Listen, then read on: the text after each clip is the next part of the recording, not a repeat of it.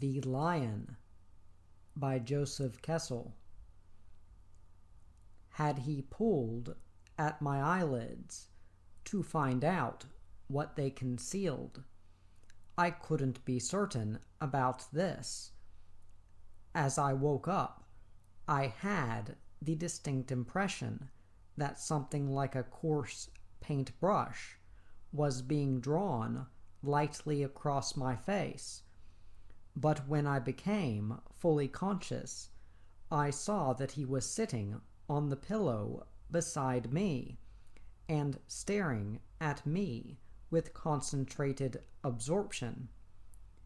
He was scarcely bigger than a full-sized coconut, and his short fur was much the same color. It made him look like a children's toy.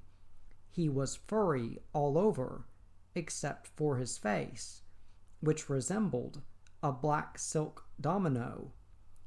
Through this mask gleamed two bright and liquid eyes.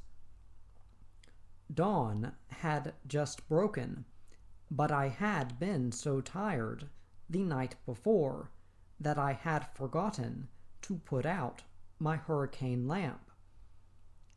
Accordingly, my extraordinary morning visitor showed up in clear silhouette against the whitewashed rough cast of the wall. A few hours later, I should have taken his appearance for granted. His tribe had their headquarters in the tall trees scattered round my bungalow. Whole families of relatives crowded on every branch, but I had only arrived, worn out the previous evening after nightfall. That was why I now held my breath and stared at the tiny monkey crouching so close to my face. He kept as still as I did. Even his eyes, like drops of clear, dark water in that silky black mask, remained fixed, unwinking. His expression was utterly devoid of either fear, distrust, or indeed mere curiosity.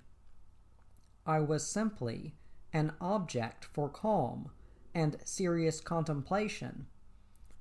Then his furry little head, no bigger than the clenched fist of a newborn baby, bent a little to one side.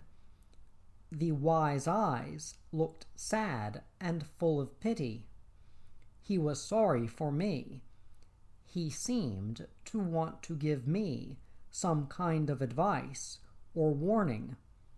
What, I could not tell, but I felt he was friendly. I must have made some slight movement without being aware of it. The coppery ball of fur, all shot through with smoke-dark undertones, bounded away from bed to chair to table, and so out by the open window, where it vanished in the morning mist.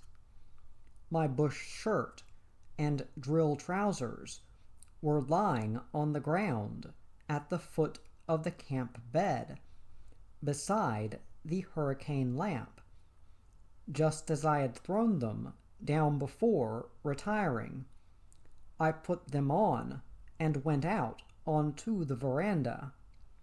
The previous evening, I recalled, I had observed, despite the darkness, that my bungalow was surrounded on three sides by dense, thorny scrub. Out in front, a huge clearing stretched away into the night. But this morning, everything was hidden by mist.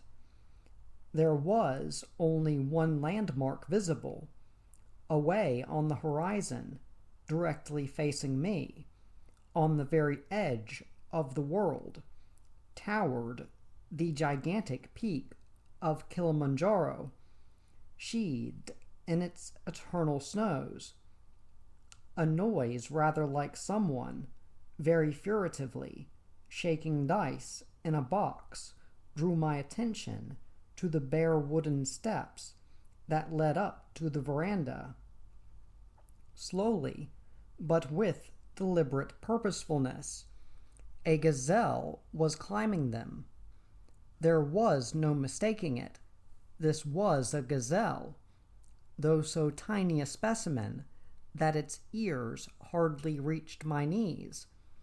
Its horns were no bigger than pine needles, and its hooves about the size of a man's thumbnail. This extraordinary creature, having materialized out of the mist, never stopped till it reached my ankles. Then it lifted its muzzle and looked at me. I stooped down, taking great care not to alarm it, and stretched out one hand to stroke that fine-drawn, exquisitely proportioned head. The little gazelle stood its ground. Gently I caressed its nostrils, and it did not shrink from my touch. Its eyes met mine. There was an extraordinary gentleness apparent in them, which seemed to me somehow identical with the little monkey's expression of melancholy wisdom. Once more I failed to understand the message that was being given me. As though apologizing for its inability to speak, the gazelle licked my fingers. Then, very softly, it drew away from me. Once more its hooves clicked on the steps like small, rattling dice, and then it was gone, and I was alone once more.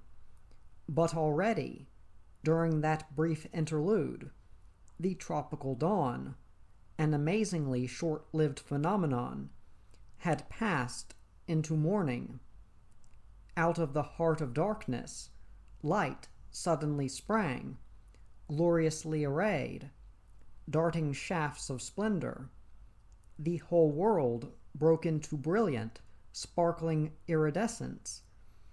Crimson arrows streaked across the snows of Kilimanjaro.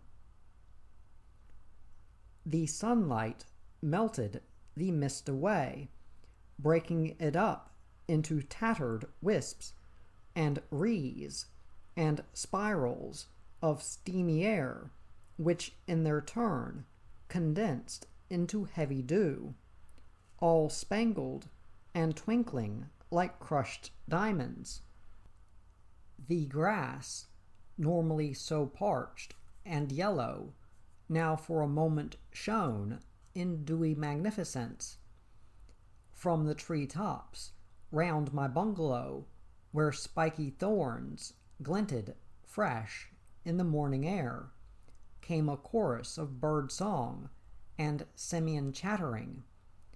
In front of my veranda, layer after layer of floating mist shredded away to reveal a rich green glade, which grew both in depth and mystery as each dissolving patch of vapor revealed yet more mist beyond. The earth was like a stage at the beginning of some theatrical performance. One by one, the curtains were rising to present another day in the world's endless drama.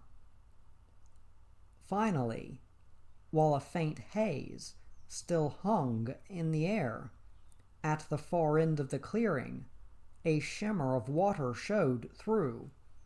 It did not fit exactly into any category. It was neither lake, pool, nor swamp, fed doubtless by some tiny underground spring. It shivered in rippling equipoise among the tall grasses, reeds, and tangled scrub, a shallow liquid skin of water that lacked the strength to spread any farther. At the edge of the water were the wild animals. I had seen them often enough, from road or track, during the journey I had just made through East Africa, in Kenya, Uganda, Tanganyika, and elsewhere. But on such occasions I got no more than vague, fleeting glimpses of herds that scattered at the sound of our approaching car. Terrified shadows seen for an instant and then gone. When, as sometimes happened, I got the chance to observe a wild beast without his knowledge, it was always done either from a considerable distance or by use of a hide. In both cases, I felt I was cheating. The spectacle of these free, innocent creatures going about their business in the parched bush had an extraordinary effect on me. I watched them with a mixture of eagerness, exultation, jealousy, and despair. I felt as though I had rediscovered a paradise known or dreamed of in some long-forgotten age. I had found my way back to the very threshold of this Elysium, yet could not cross it. On each successive occasion, as the edge of my frustration grew keener, I found myself driven by a steadily increasing need, childish, no doubt, but incontrovertible, to win admittance to the fresh, innocent atmosphere of the primeval world. I made up my mind that before returning to Europe, I would visit one of the national parks in Kenya, where rigorously enforced game laws ensured the protection of every kind of wildlife. Now that wildlife stood before me, the animals were no longer suspicious, on the alert, or driven by self-protective fear to band themselves together according to species, in herds, bevies, troops, or packs. The water's edge was neutral territory. Here they met and mingled, with superbly relaxed confidence, at peace with the bush, the morning air, and each other. I was too far away from them to study their movements, or beautifully blending colors in any detail, but close enough to see that they had gathered in their hundreds every sort together, and that this moment of their lives was utterly devoid of fear or hatred. Gazelles, antelopes, giraffes, gnus, zebras, rhinos, buffalo, elephants, the animals came and went at a leisurely pace, casually, as and when their thirst dictated. The rays of the sun, still mild and new risen, shone slanting across the snow slopes that crowned Kilimanjaro. A cool morning breeze was blowing away the last wisps of mist. Pools of feeding grounds appeared through a fine, gauze-like haze, with their complement of muzzles and snouts, bodies dark, dappled or striped, trunks and tusks, and every variety of horn, straight, curved, thick, thin, blunt, or pointed. Together they made up a fantastic tapestry, all hung from the highest mountain in Africa. I cannot recall how and when I walked down the veranda steps toward them, I no longer had any control over my movements. I felt these wild creatures drawing me on to find a primal happiness older than mankind itself.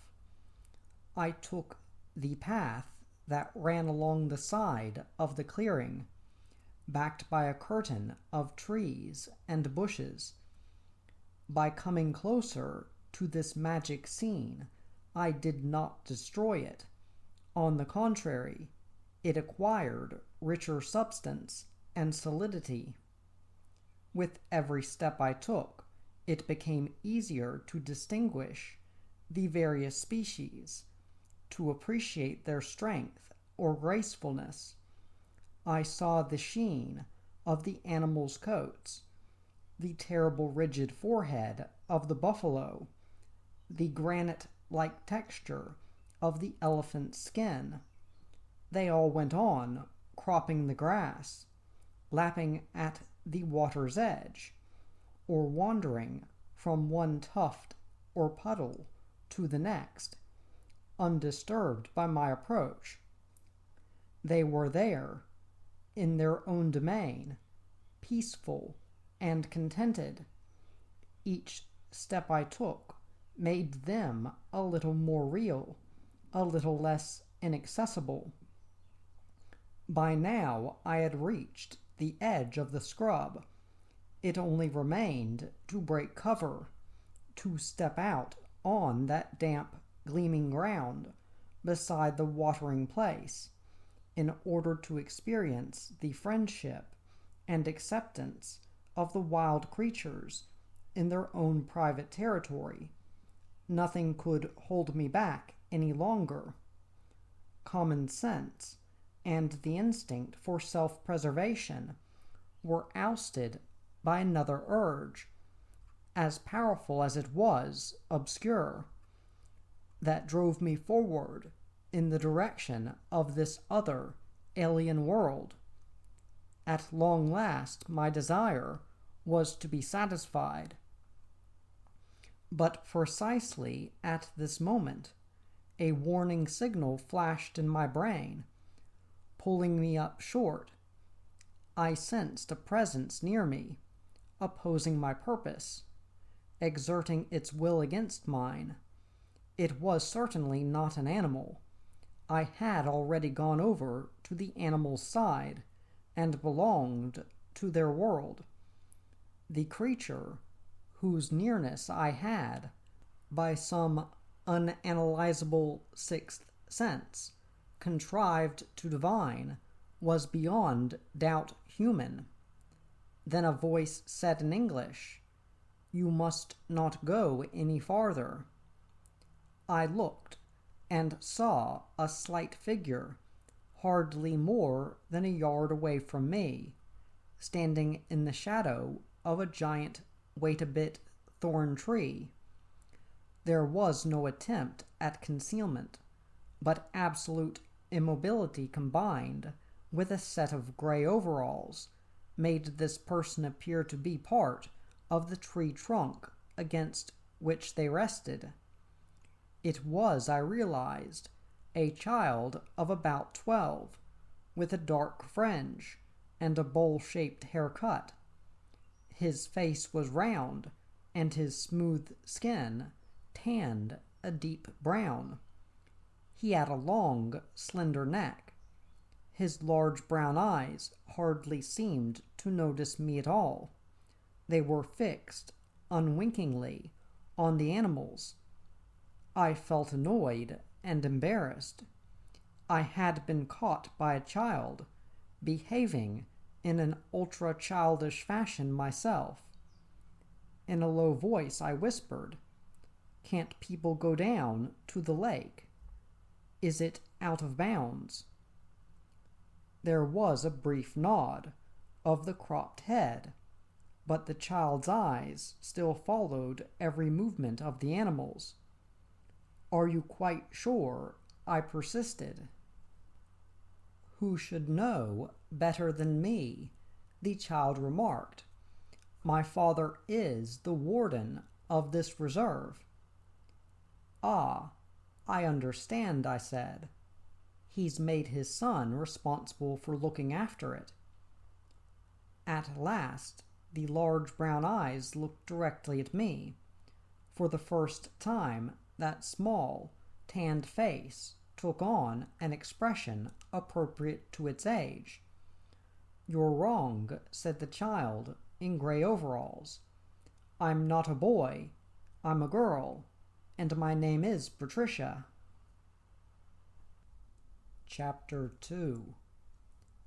It was not the first time, as her mischievously triumphant expression made quite plain, that Patricia had sprung this particular surprise on a visitor. At the same time, doubtless to make her declaration more convincing, she subtly altered her whole appearance, smile, stance, even the poise of her neck now quickened into seductively feminine warmth. It was a naive yet timeless gesture, which gave the childish figure at last its full personal identity. I probably needed a shock of this sort to bring me back to some awareness of real life. Here was a little girl, soon after sunrise, all alone in the bush, within a stone's throw of numerous wild beasts. "Do they let you go out so early, so far away from the house?" I asked her. Patricia made no reply. Her features had frozen into a grave immobility again. Once more her face might have been that of a boy. She was staring at the wild game as though I didn't exist. The light was now streaming up, warm and shimmering, from the deep springs of the dawn. The water sparkled as the sun caught it, and the animals crowded round its brink took on a fresh dimension of solidity.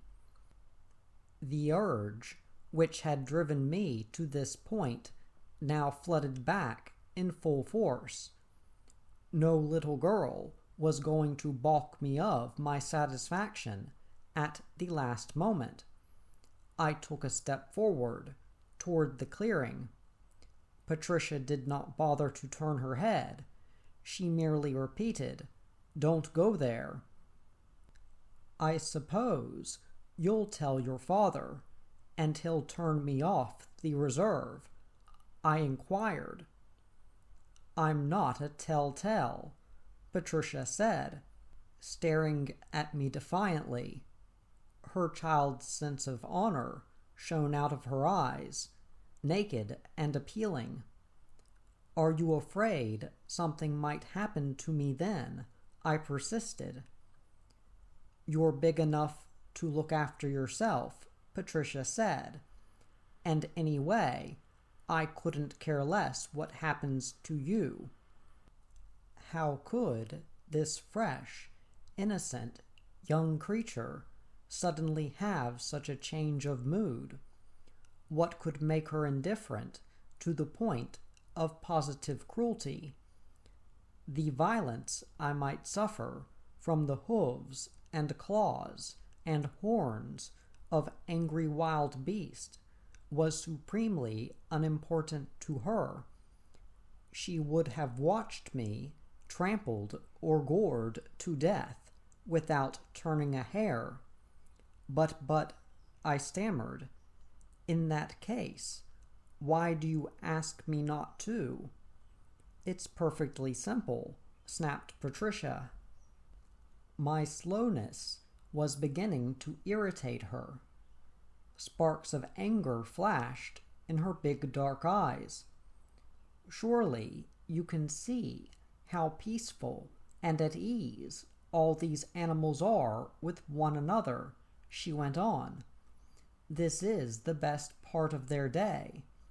It may have been due to the early hour, or the exotic setting, but a most extraordinary power seemed to emanate from this young girl.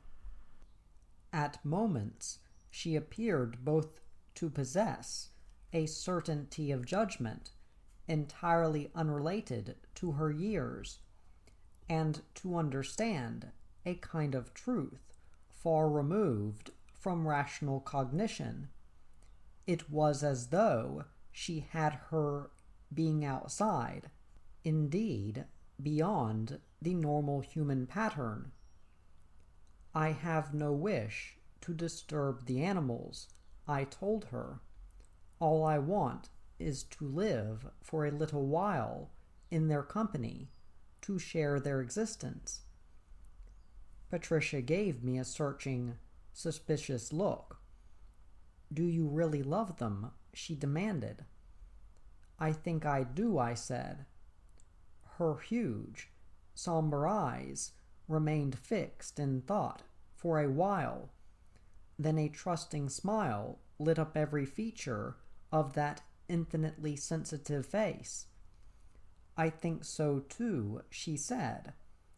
I find it hard to express the joy I felt at this smile, and the words which followed it.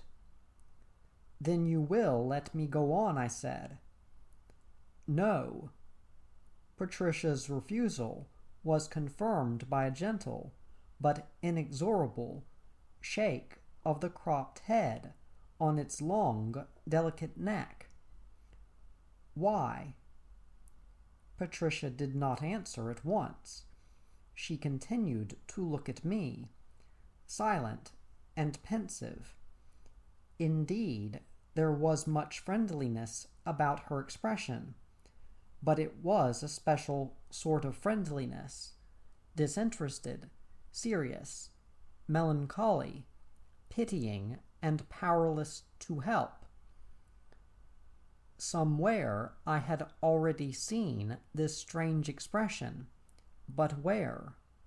Then I remembered the little monkey and the miniature gazelle that had visited me in my bungalow. In Patricia's eyes, I rediscovered that mysterious sadness peculiar to the animal kingdom. But there was one great difference. The child, unlike the beast, could talk. At last Patricia said, The animals want no part of you. They can't enjoy real peace and freedom when you're near them. That's what they want, and that's what they normally have. But I love them, I said. You believe that yourself. It makes no difference. The animals are not for you. You have to possess that special knowledge to qualify. It's not in you. You could never learn it. She fumbled momentarily for a phrase which would make her meaning clearer. Then she gave a faint shrug of her thin shoulders and said, You come from too far away, and anyway, it's too late. She leaned back more heavily against the big thorn tree. Her gray neutral clothes made her look a part of it. Every minute the sunlight came streaming more strongly through the tangled thickets of the bush.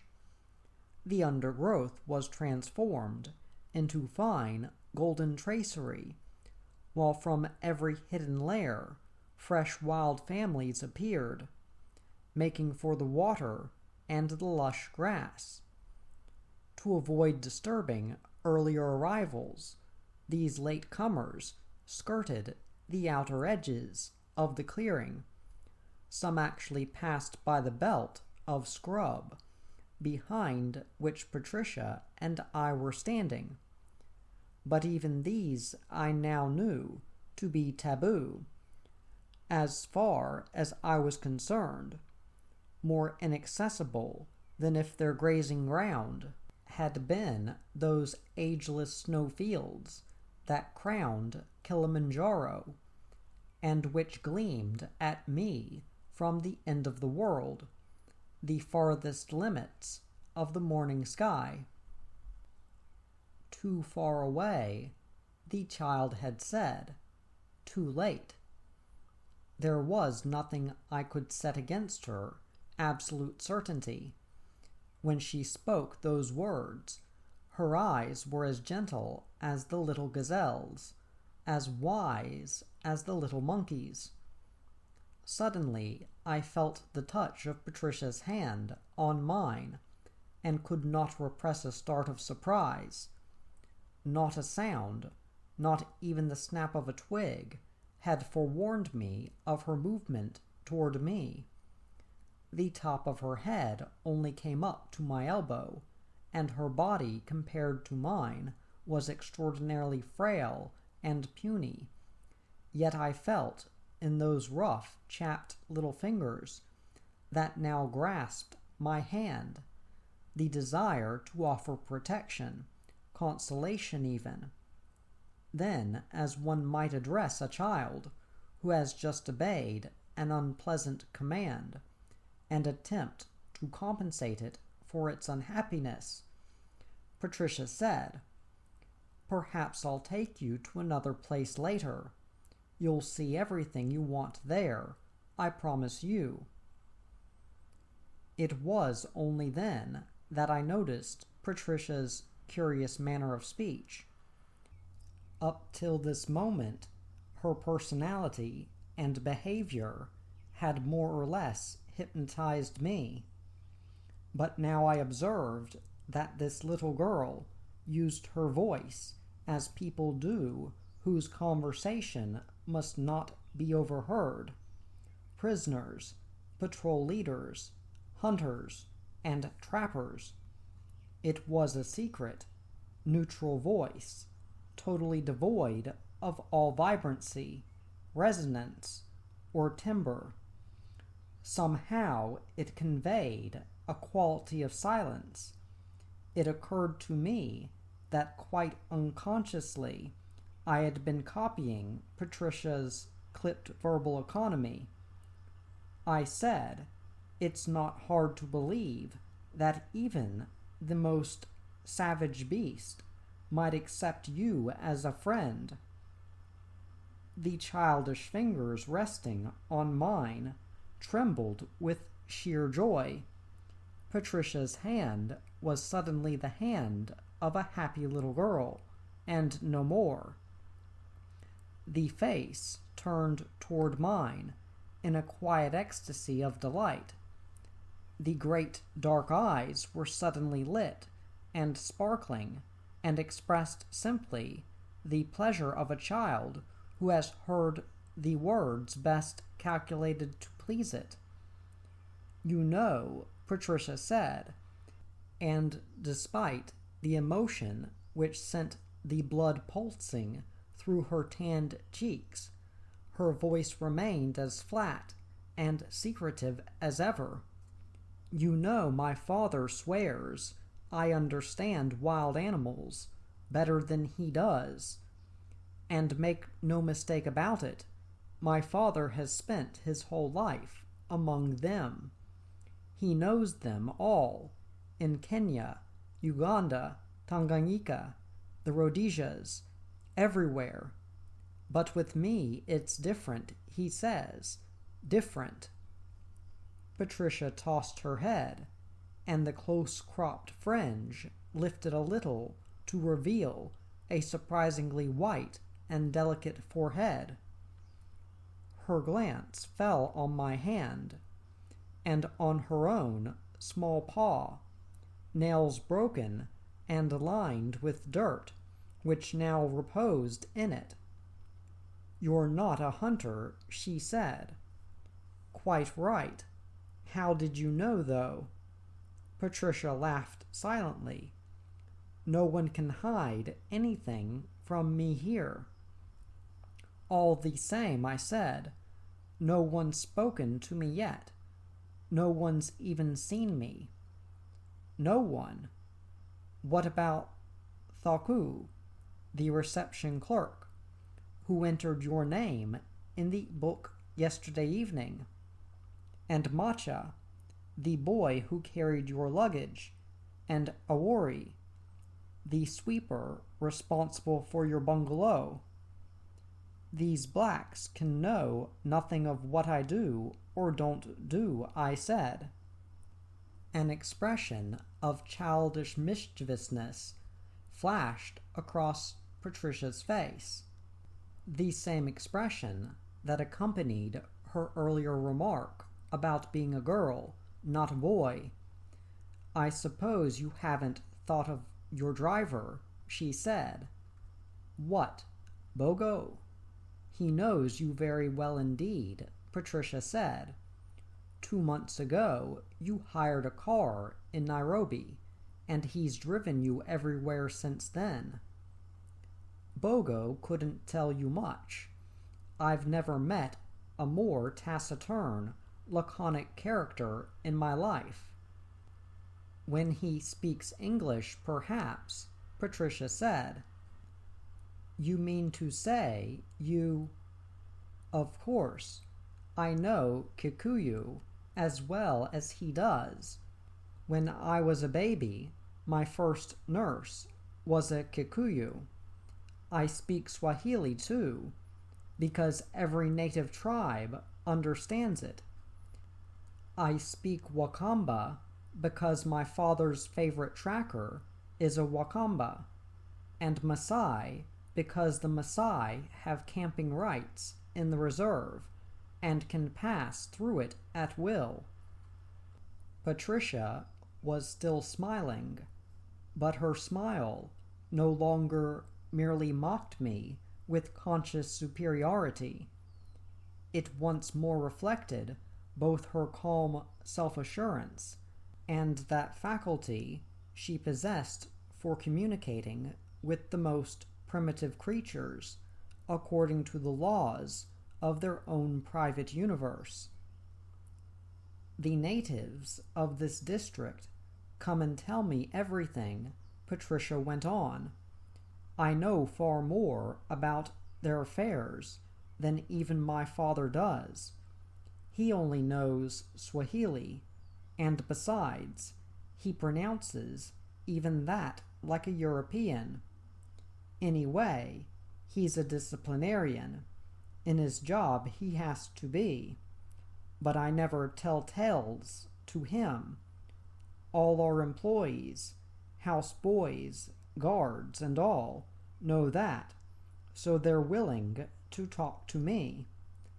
Thaku, the clerk, told me that you had a French passport and lived in Paris.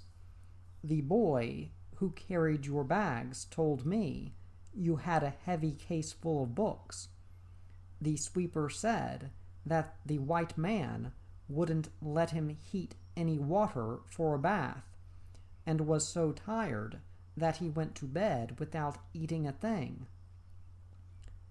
Yes, I said, and I'd be sleeping still if I hadn't been waked up by a very early caller.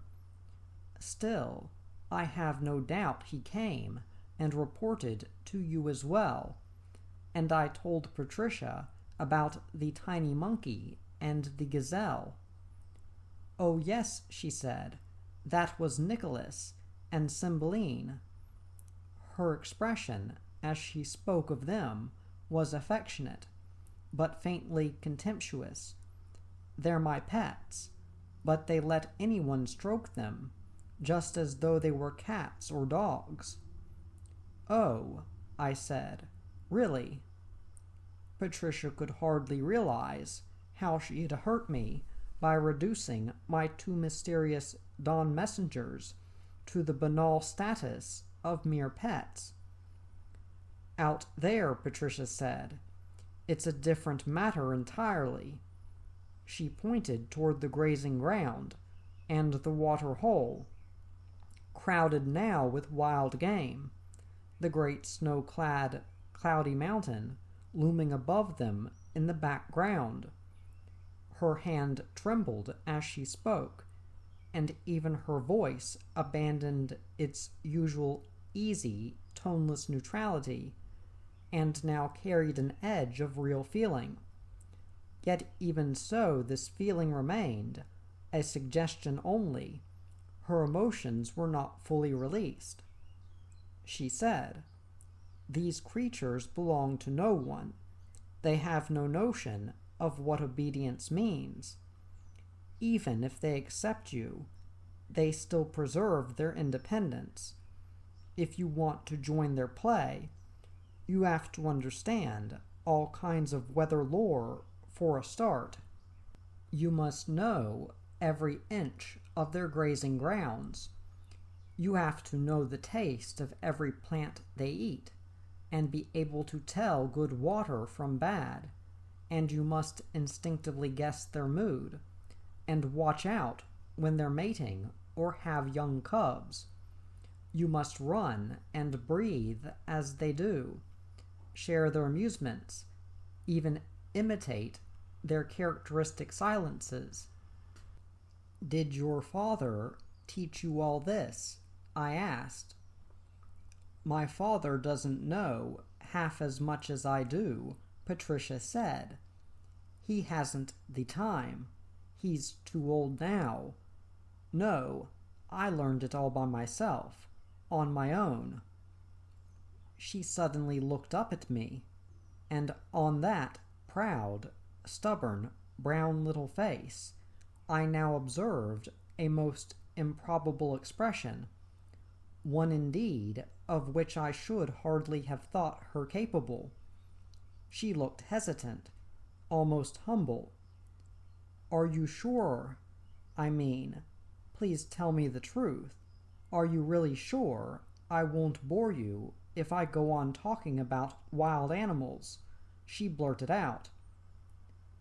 Then, observing my astonishment, she quickly added, "My mother always tells me that grown-ups couldn't possibly take any interest in my stories." I said, "I could gladly spend the whole day listening to them." "You mean it?" she gasped. "You really mean it?" Patricia's strange excitement surprised and slightly worried me. She grasped my hand with sudden eagerness. Her fingers had become burning hot, and her jagged, broken nails dug into my skin.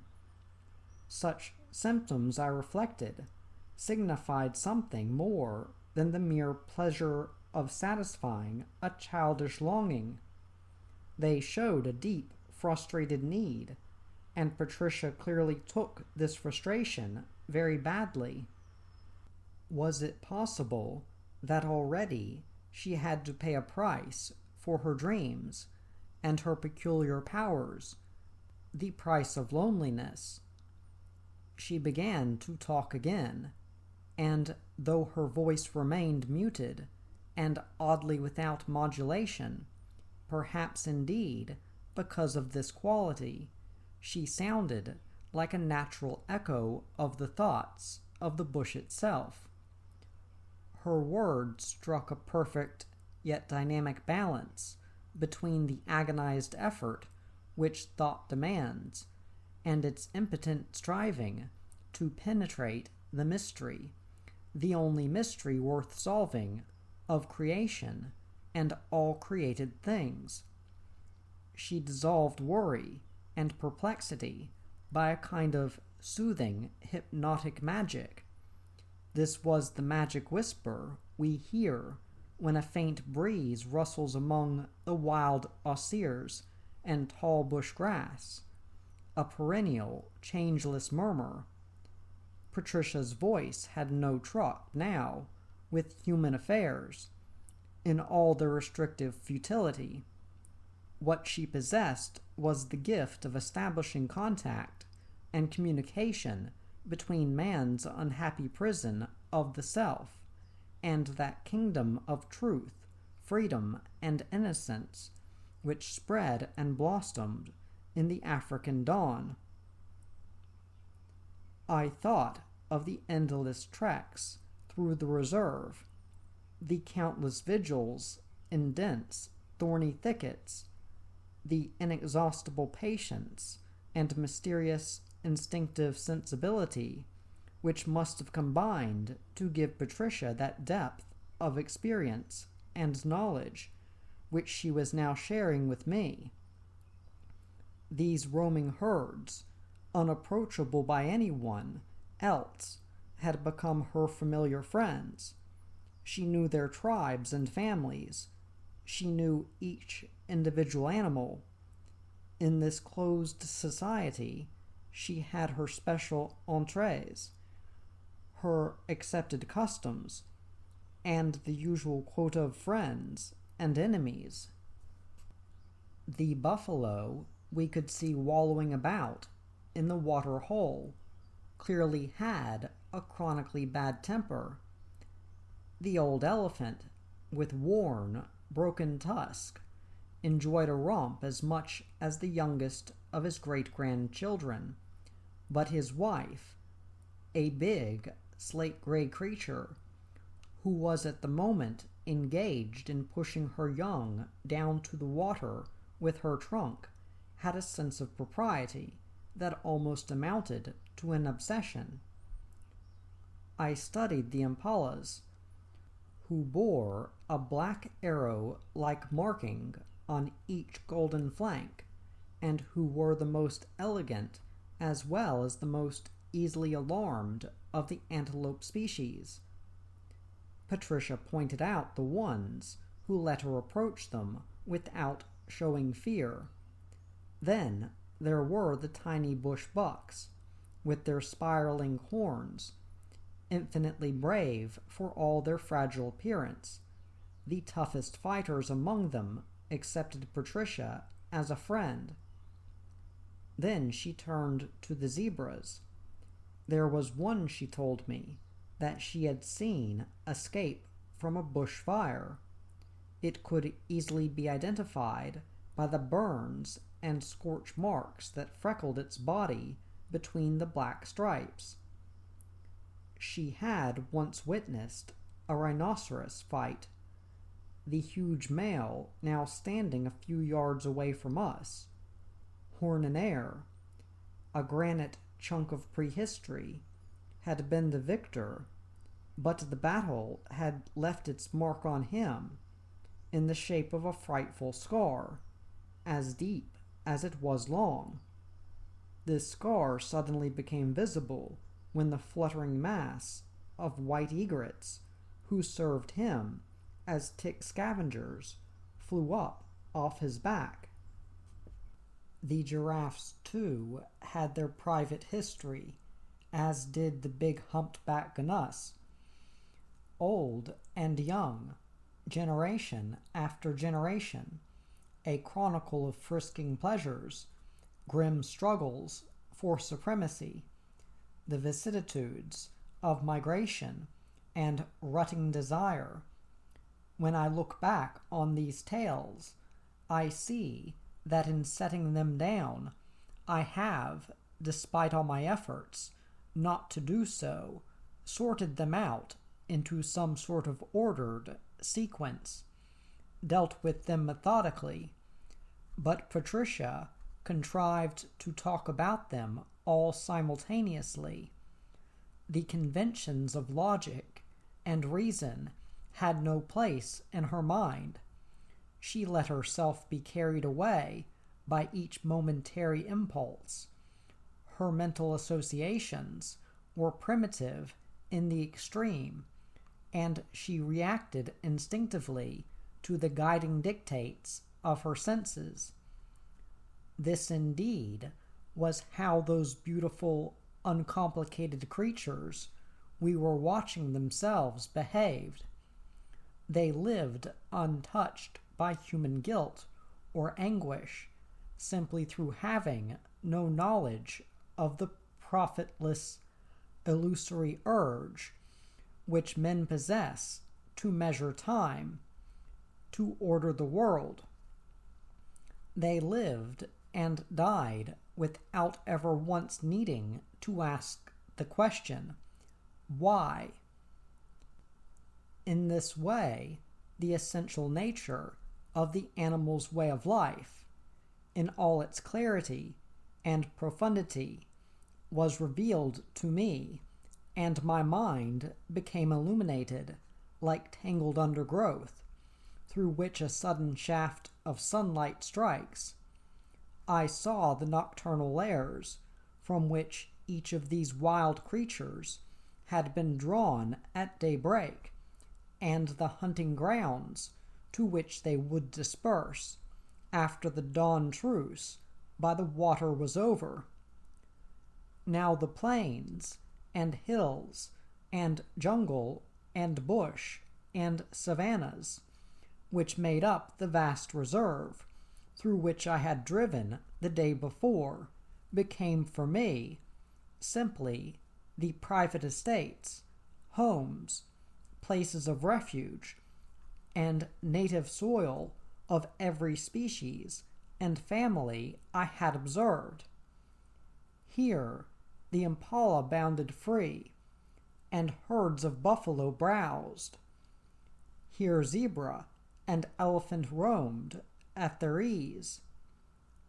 Suddenly it struck me that one clan was missing from this animal kingdom, and that the most superb of all.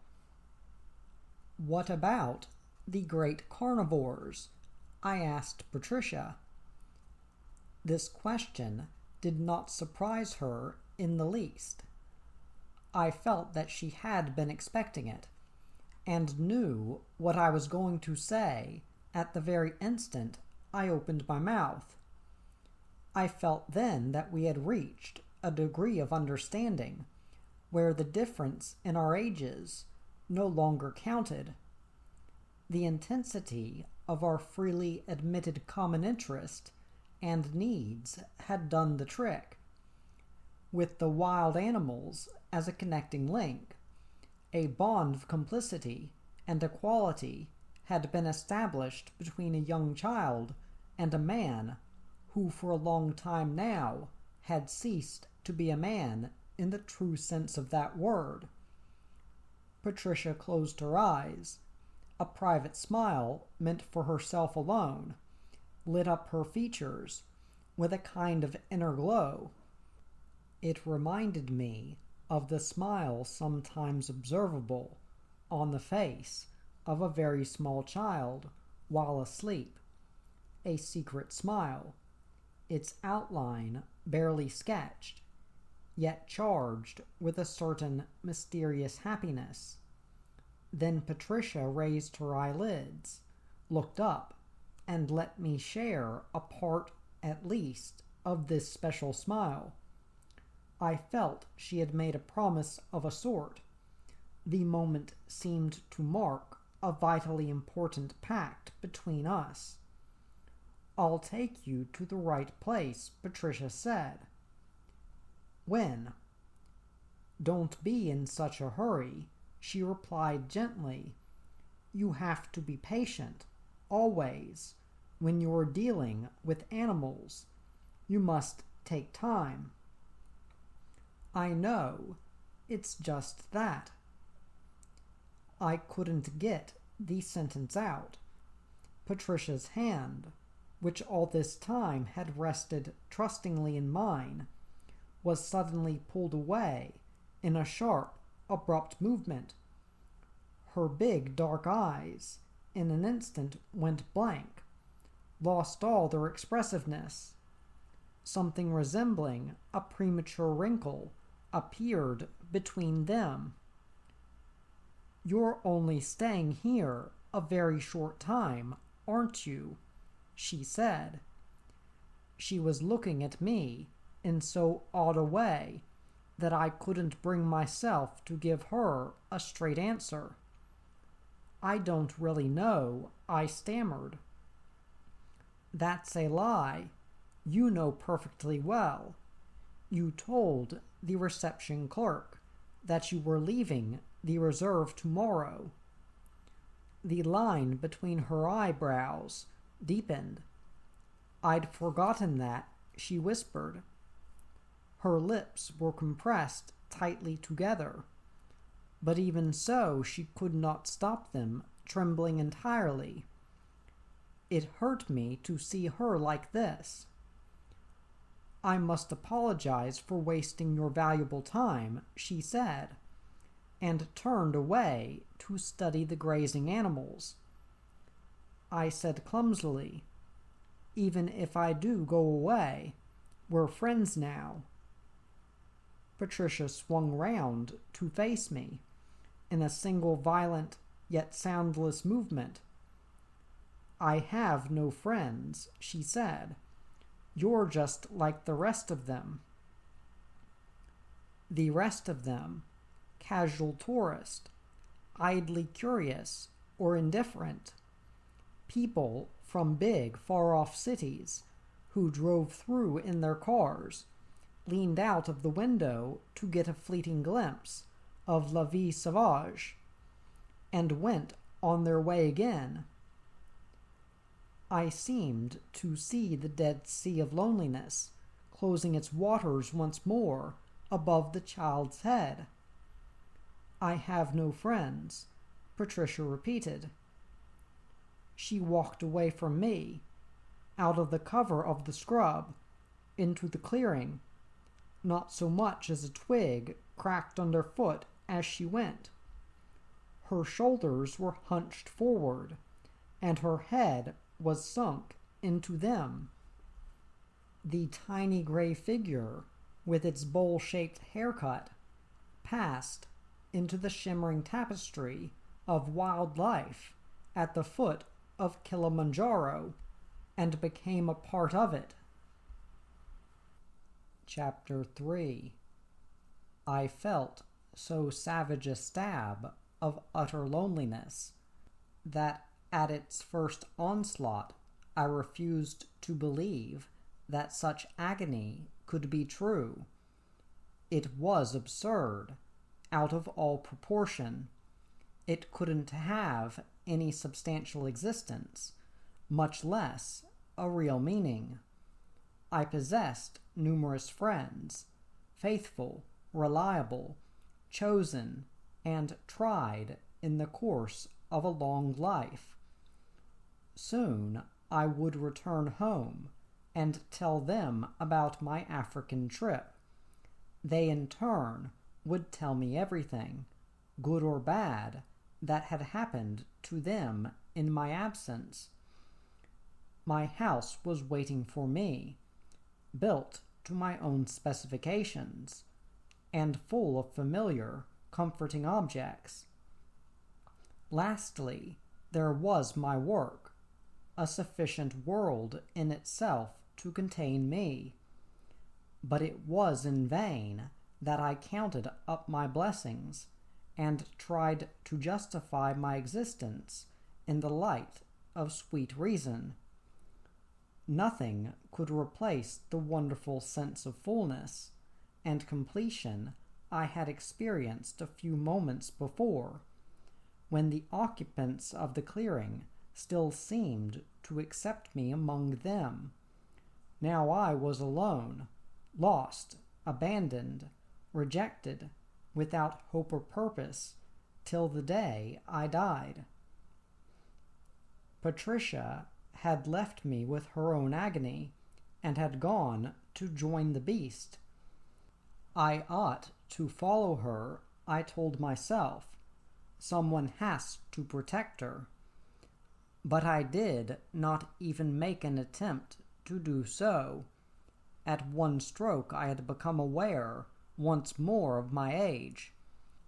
I felt the weight and bulk of my body, observed my own clumsy movements, all inescapably branding me as the product of human civilization. I began to think again. The idea of protecting Patricia was of course ridiculous. I was proposing to plunge in among those tall grasses and primeval waters, where a light-footed, silent, quick-moving fauna, their tempers as fierce as their senses were acute, would hem me in on all sides. and why to follow a little girl who would vanish among the beasts of the bush, like a naiad plunging into a pool, or an elf scuttling away in the forest. It was really high time I came back to earth. The warden of the reserve, the master and guardian of every wild animal it contained, was Patricia's father. It was his business to assume responsibility for his daughter's waking dreams. I was a stranger, a casual visitor. It was no affair of mine. I turned my back on the clearing and made my way to the compound reserved for guests visiting the national park. It had been planned in such a way as not to alter the natural landscape, and consisted of about a dozen bungalows, half hidden by tall trees. These bungalows were really round, native-style huts, with their mud walls finished in rough-cast lime, and their pointed thatch roofs. They looked like any of the local villages. The place was empty. This was not the tourist season. Besides, Kenya was at the time in the throes of Mama terrorism. When I got back to the bungalow that I had chosen at random the night before, the little monkey was waiting for me on the veranda. His eyes, as wise and melancholy as ever, gazed at me through their silky black domino. He seemed to be saying, "Well, I warned you, didn't I?" But this time, instead of vanishing into thin air, as he had done at daybreak, he jumped up on my shoulder. I recalled the name that Patricia had referred to him, and said softly, "Nicholas. Hey, Nicholas." He gently scratched the back of my neck. I offered him my hand, palm uppermost, and he squatted comfortably in it. He weighed no more than a big ball of wool. I enjoyed stroking his short fur, but an animal that could so quickly be won over to such an extent was no more than a pleasant cellmate for man in his unbreakable prison. I put Nicholas down on the balustrade that ran along the veranda and glanced, despite myself, in the direction of the clearing. There, too, the magic was fading. The sun, already furnace hot, was stripping the earth of all color and chiaroscuro. It scraped the living canvas bare, leaving a dry, flat monochrome behind. The world lost all depth and perspective. The white fires faded from the snows on Kilimanjaro. The herds of wild animals began to thin out and disperse. Where, I wondered, was Patricia now, and what was she doing? I went inside my bungalow. It consisted of a living room and a bedroom, furnished in a rudimentary fashion, but perfectly adequate for an outdoor life. From this main building, a hedged path, open to the sky, led toward a smaller hut, which contained a kitchen and a bathroom. Hot water came from an iron boiler, which stood outside on piles of flat stones. Underneath the boiler itself, a roaring fire was kept burning by a black servant, doubtless the same boy who had informed Patricia that I had refused his services the previous night. Still thinking about Patricia, I told myself severely, I must stop this obsession at once and concentrate on my own affairs. Among my papers, I had 2 introductory letters. The first, the official one, I had obtained from Government House in Nairobi. It was addressed to John Bullitt, Warden of the Reserve. The other letter, a private one, was for the attention of Bullitt's wife. I had obtained it from a school friend of hers, whom I had happened to meet just before leaving France. Outside the bungalow, I saw Bogo, my driver, waiting for instructions. The gray cotton uniform, with its big flat metal buttons, it belonged to the agency for which he worked, hung in loose folds on his thin, scraggy body. There was an ageless quality about that dull-textured black face. His whole head, with its shaven crown and lined, wrinkled skin, might have belonged to a giant tortoise. As I gave Bogo my letters of introduction to deliver, I remembered that this taciturn, unforthcoming man, whose whole attitude toward Europeans was one of fierce reserve, had given his friendship and trust to Patricia. I was about to ask him why, but refrained just in time. During 2 months of close proximity to Bogo, much of it alone up country, I had not once succeeded in establishing any other than a strictly professional relationship with him. He was, incidentally, most competent at his job. When he had gone, I looked toward the clearing once more. It was deserted. I felt a strange sense of release, and suddenly realized how hungry and thirsty I was. Bogo had put our case of provisions in the kitchen, but there was no point in lighting the charcoal stove or taking down the kitchen implements hanging from the wall.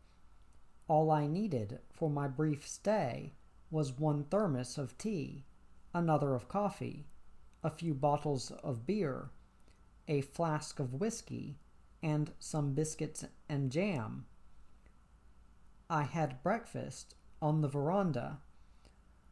The monkey and the gazelle came and kept me company. Nicholas took a dried fig, while Cymbeline accepted a lump of sugar. Kilimanjaro was swathed in heat haze. I had got back my peace of mind. Bogo returned carrying an envelope from the lady he told me. Sybil Bullitt wrote in French, in a tall, sloping, elegant hand. She asked me to come and see her as soon as I possibly could, right away if I could manage it. Chapter 4. The warden of the national park had built his house only a stone's throw from the visitor's compound, but the long, almond-shaped garden in which it stood was entirely surrounded by tall thorn hedges. The bungalow was roofed with brown thatch, and its walls were so dazzling white that they looked freshly whitewashed, while the shutters were painted a quiet pastel green. The paint, you would have said, had only dried the previous day. The shutters along the front of the building were still closed when I came out from the path through the trees, but my approach must have been anxiously awaited from inside. The door opened before I got to it, and a tall, fair-haired young woman appeared on the threshold. She was wearing dark glasses. Without even giving me time to say hello, she began to speak in English, hurrying and stumbling over her words. She sounded short of breath, probably through trying to say too much at once. "Sorry to have hurried you like this," she said. "Do please come in. I'm delighted you could get over so quickly. Come in, do. It was good of you not to keep me waiting. Come inside quick. It's terribly hot out there." Sybil Bullitt raised one hand to her dark glasses as she spoke, and only lowered it again to push the door shut behind us with a quick, impatient movement. After the bright sunlight of the bush, I found it very dark inside. As we walked down the passage, I could hardly see Miss Bullitt's face, much less that of the native servant, who came running out at her approach. She spoke to him in Swahili, with some irritability. He retired, leaving us alone. "Come on, do," she said to me. "It's so gloomy here." We went into a big, spacious living room, which got its light not from the shuttered side of the house, but from windows opening on an inner courtyard. This courtyard was partially roofed in, and the brilliance of the sunlight was still further softened by heavy blue cotton curtains. Miss Bullitt's face and body at once relaxed, as if she had found a safe refuge, but she still continued to wear her dark glasses. "I must apologize for my lack of ceremony," she said. Her voice was now pleasant and intelligent, with a certain impulsive quality about it. "I really am sorry, but if you only knew what Lise means to me." She paused for a moment, and then repeated the name, obviously to herself rather than to me, and for the sheer pleasure of speaking it aloud. "Lise," she said. "Lise Darbois." Then she asked, with sudden nervousness, whether her French pronunciation was still passable. "From your accent, you might be a native," I told her, which was indeed quite true, "but I'm less surprised after having read your letter." A faint blush spread over her cheeks behind the make-up, since her eyes were still concealed behind those enormous smoked lenses. It was impossible to tell whether this indicated pleasure or embarrassment. "I hoped that might bring you round a little quicker," she said. Then she took a step toward me and went on. "My God, when I think that scarcely 2 months ago you were with Lise. Oh, we write to one another quite often, I suppose. I do certainly. But to find someone who's actually seen and spoken with her, that's quite a different thing." She made as though to take my hands in hers, didn't quite manage it, and burst out. "Tell me everything about her, will you? Now quickly, how is she? What is she doing?" I tried my hardest to recall every detail of my last encounter with Sybil Bullitt's friend, whom indeed I only knew very slightly. Rack my memory as I might, though all I could produce was a vaguely pretty woman with a certain touch of gaiety about her, but very much the same as many other women of her type and class, a little too nervous and oversure of herself, I remembered. What rare qualities and peculiar virtues could she possess in order to arouse such excitement and devotion? "Well," Sybil Bullitt demanded hungrily, "go on." "Well," I said, "Lise is still the French representative of an American cosmetics firm. Since her divorce, she's been living a very free sort of life with a painter. I know him rather better than I do her." "She's happy, of course." "I don't really know. I get the impression that she's a bit bored, that she feels she's thrashing around in a void. Sometimes I think she envies you your life out here." Sybil slowly shook her head. Behind the dark glasses, her face remained blind and expressionless. Finally she said, "Lise was one of my bridesmaids. We came out to Kenya together. I was married in a white chapel between Nairobi and Naivasha. You probably know it. Everyone knows that chapel." I said. It was a tiny sanctuary of pleasant and unpretentious design, which had been built by Italian POWs in their leisure moments while they were working on the construction of the trunk road. The spot they had cleared as a site for the chapel looked out over the vast and magnificent Rift Valley, 6,000 feet below. The river itself spread and crawled, apparently motionless, from this great height. It had its source in the heart of equatorial Africa, and flowed on, mile after mile, till it reached the shores of the Sinai Peninsula. "You were very lucky," I said.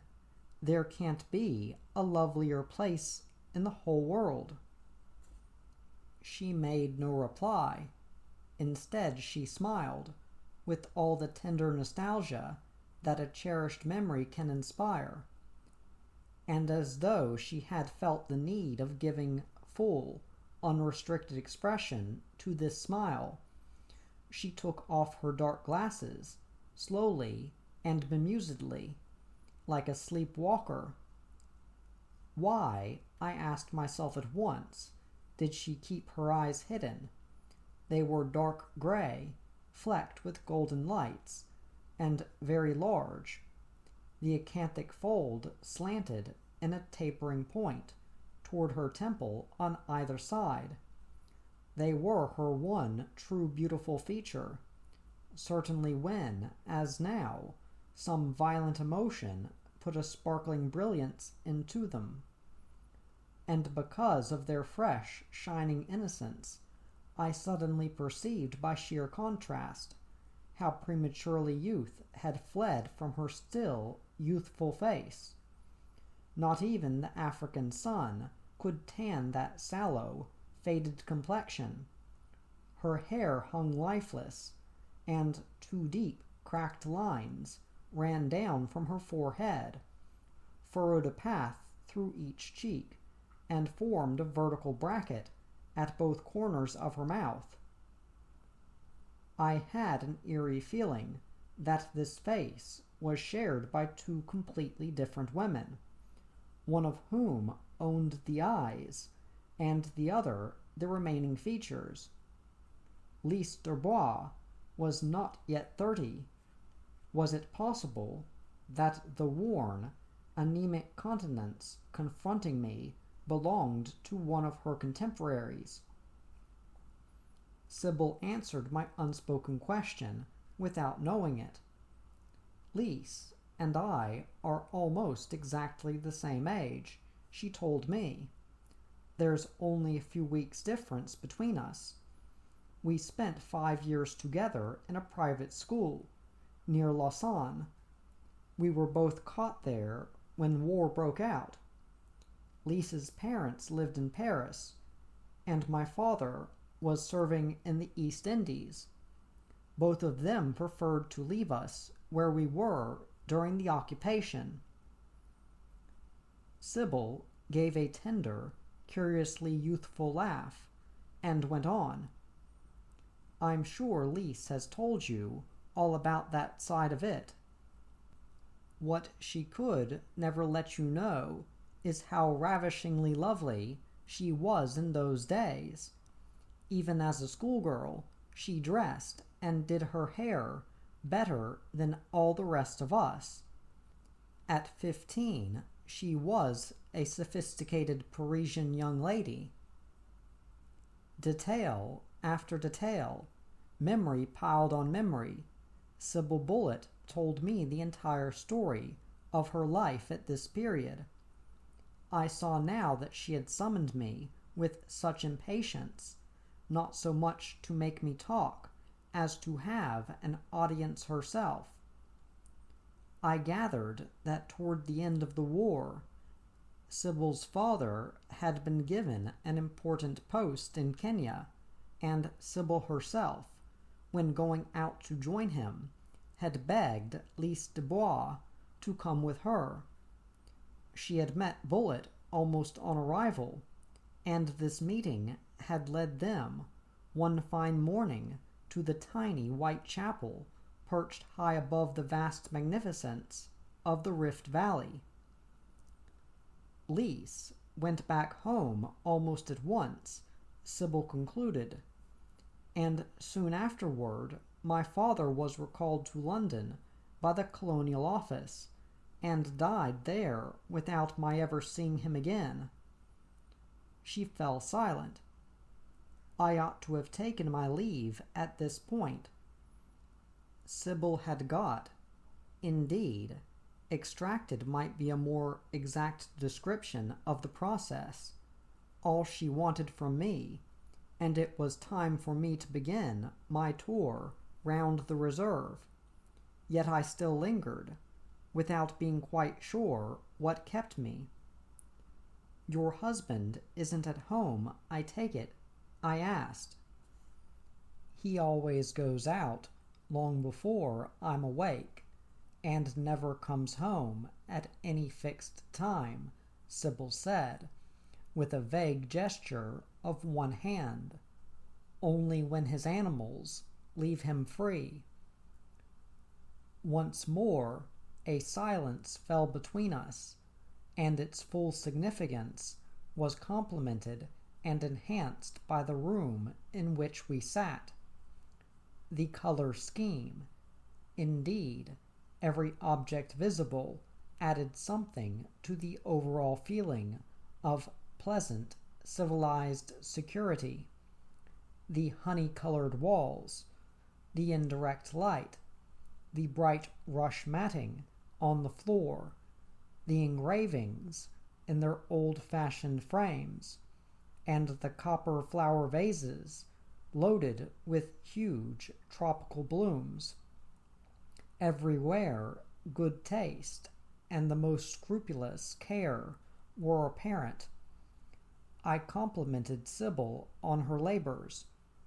She said in a low voice, "I try to make myself forget that there isn't a single town for over 200 miles, and that wild beast of the most dangerous kind can walk up to my front door as and when they please."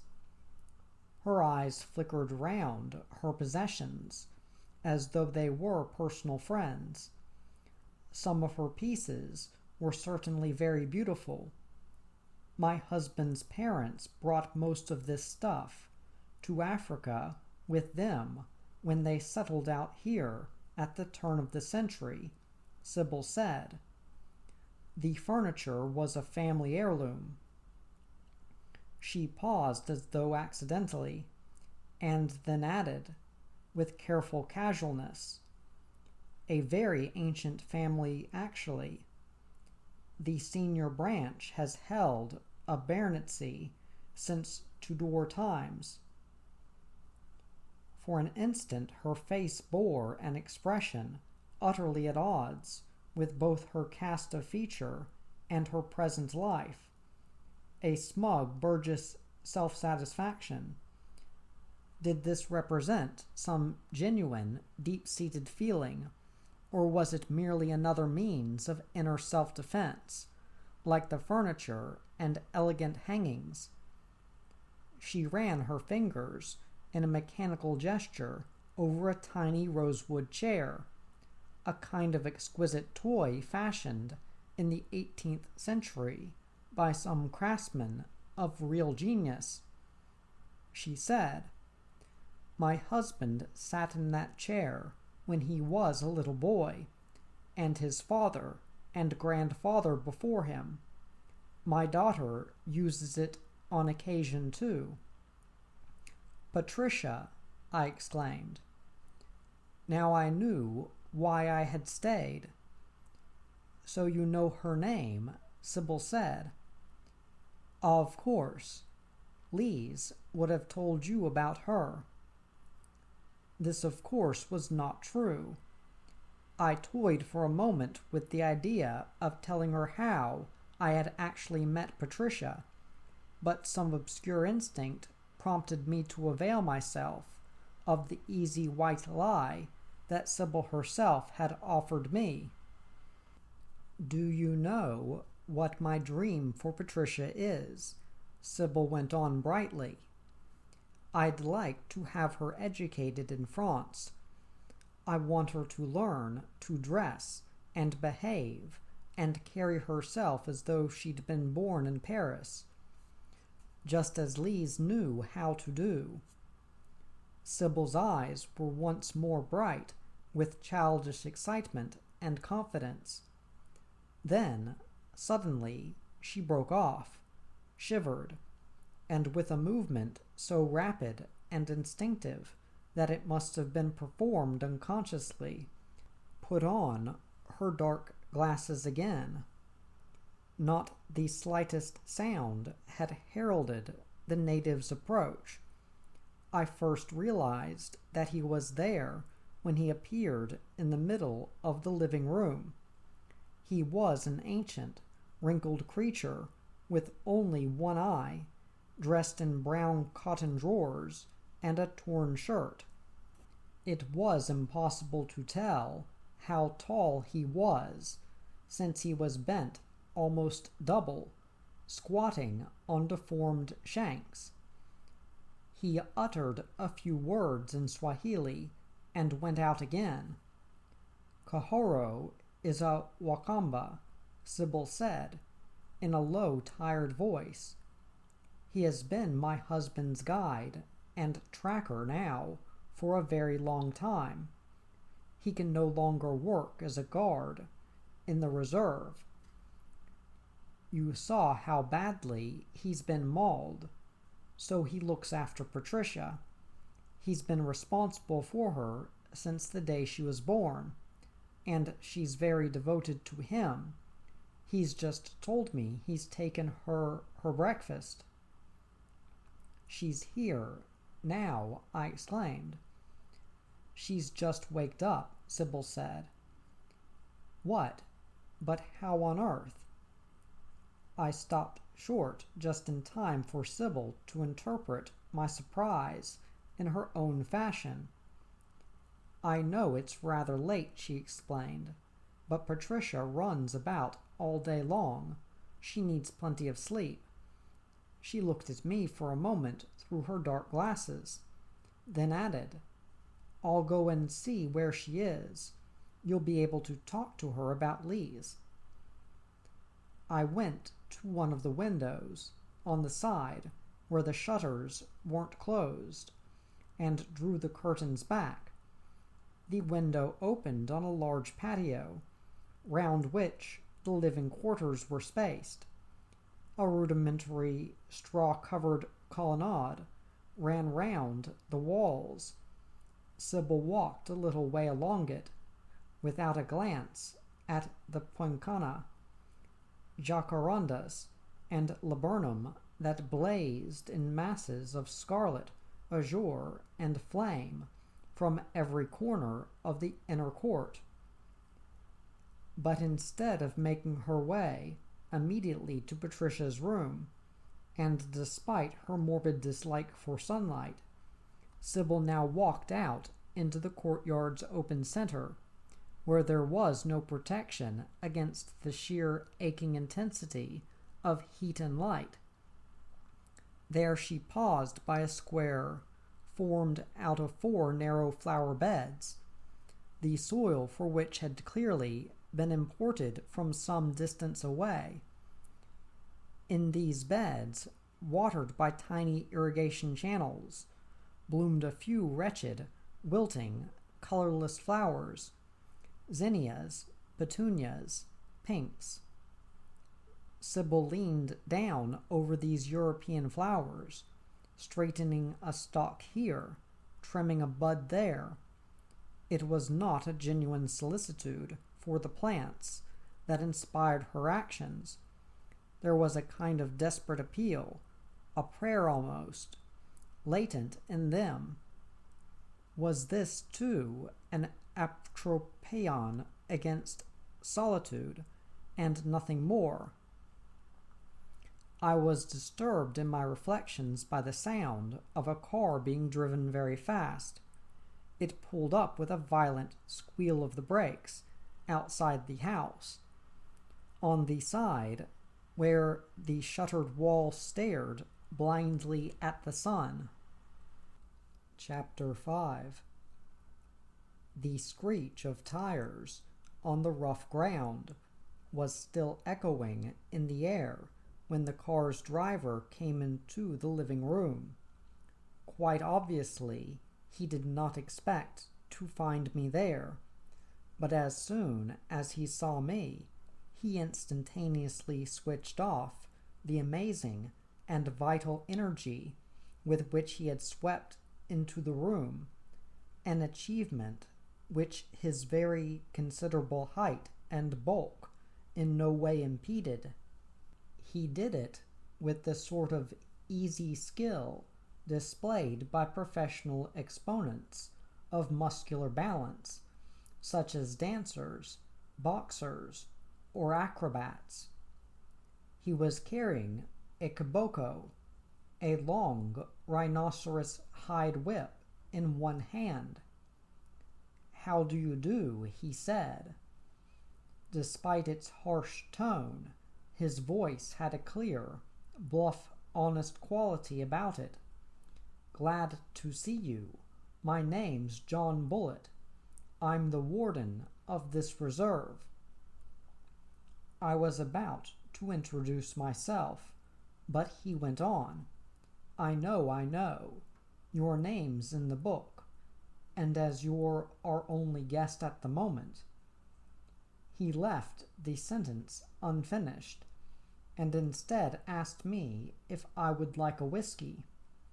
Without waiting for my reply, he tossed his kiboko into a chair and marched off in the direction of the cocktail cabinet, on the far side of the room. For so full-bodied and powerful a man, he was quite extraordinarily handsome. He was very tall and long in the leg. The flesh that covered his big bones, though thick-textured and perhaps even on the heavy side, was no hindrance to the speed and suppleness of his movements. This firm, dynamic substance was quite simply the source of his vitality, the storehouse from which his energies were refueled. The sun, which had burned his skin till he looked the color of fumed oak, could not penetrate beneath it. His clothes revealed more of his smooth, muscular body than they actually covered. He wore an old pair of shorts, cut high above the knee, and the sleeves of his ancient bush shirt were rolled up well beyond his elbows. This garment hung open from throat to waistband, leaving the whole of his chest exposed. "Cheers," Bullet said. Before drinking, he held the glass under his slightly snub nose and sniffed the bouquet of the whiskey. His fine nostrils dilated and contracted rapidly.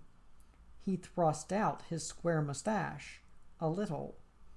A long, pink, mobile underlip protruded beneath it.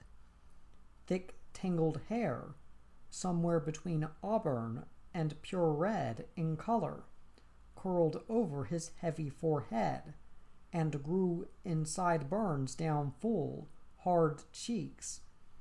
It was more of an animal's muzzle, a mask, than a human face, but his solid sculptured features and striking appearance combined to give him an extraordinary power to charm those with whom he came in contact.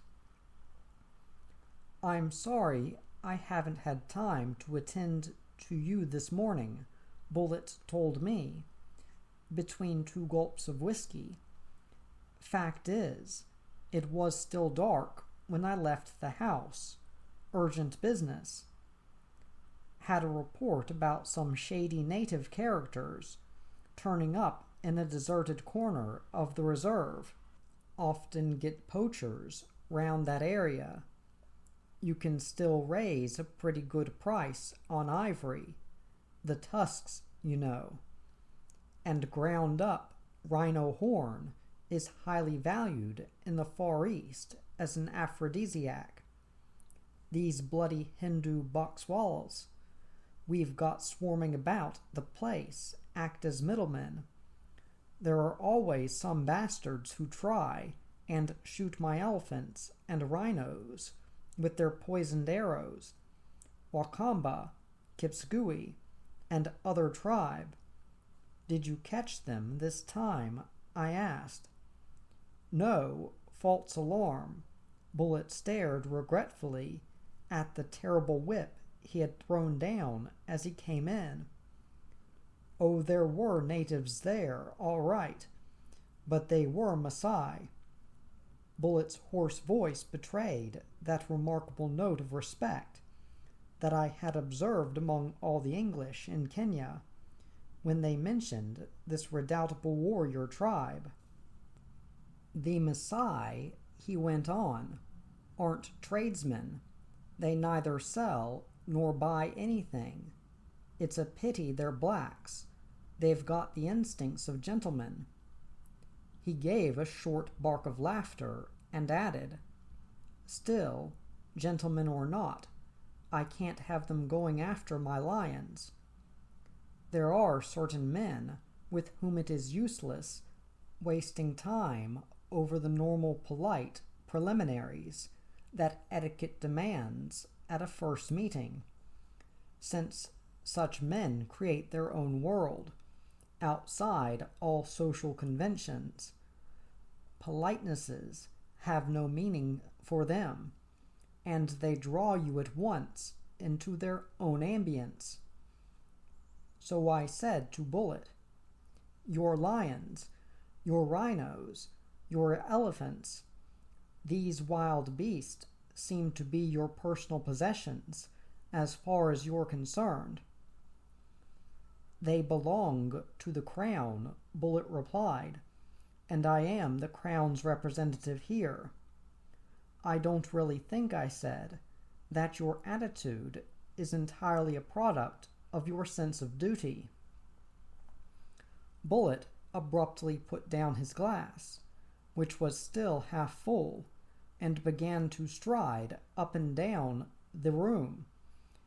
Yet his big, bulky body never so much as brushed against a piece of furniture, and his heavy mosquito boots made no sound on the floor.